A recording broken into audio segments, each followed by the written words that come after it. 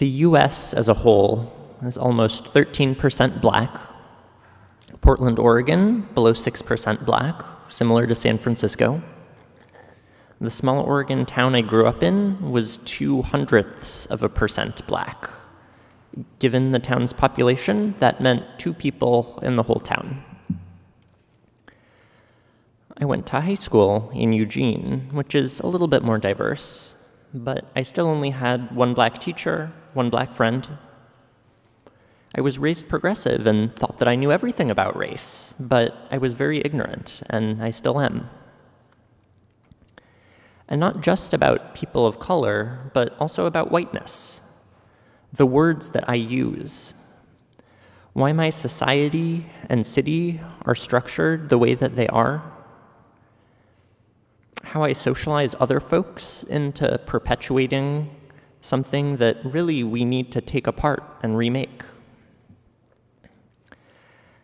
And it's not as though me and my family were innocent. Professor Robin DiAngelo, a trainer on issues of race, writes that of all racial groups, whites are the most likely to choose segregation and are the group most likely to be in the social and economic position to do so. When my parents were looking for a house, my mom was a doctor and one of her patients was in real estate.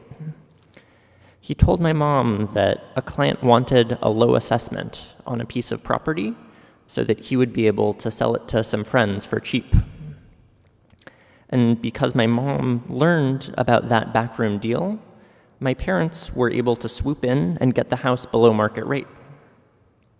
They didn't go in with the intention of distancing themselves from people of color, but because of their social and economic position, they had a great opportunity for a house that was close to nature, and the result was that we continued to participate in a segregated system.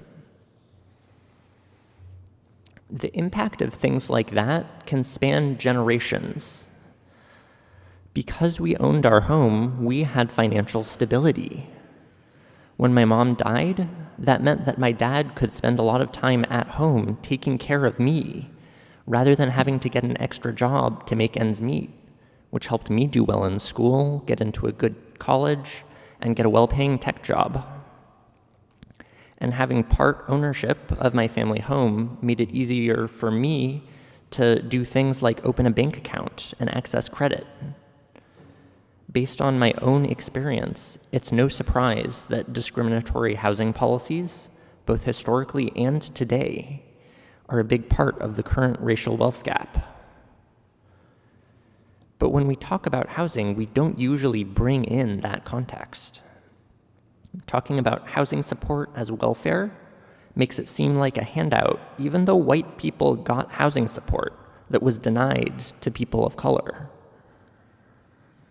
And terms like suburban might seem neutral on face, even though they're rooted in things like segregation, white flight, and redlining. Decentering whiteness in housing might involve changing how we think about concepts like those, changing how people get houses so that they don't need to benefit from a personal in to get a good deal, and recognizing that we're living in segregated spaces. But all of that was just what whiteness had to do with my parents' single decision of where to live.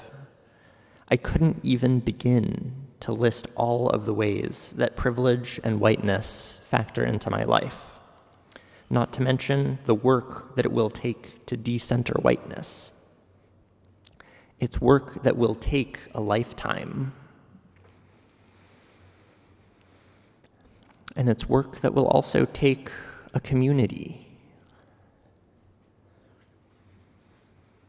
Work that I'm still only beginning to understand.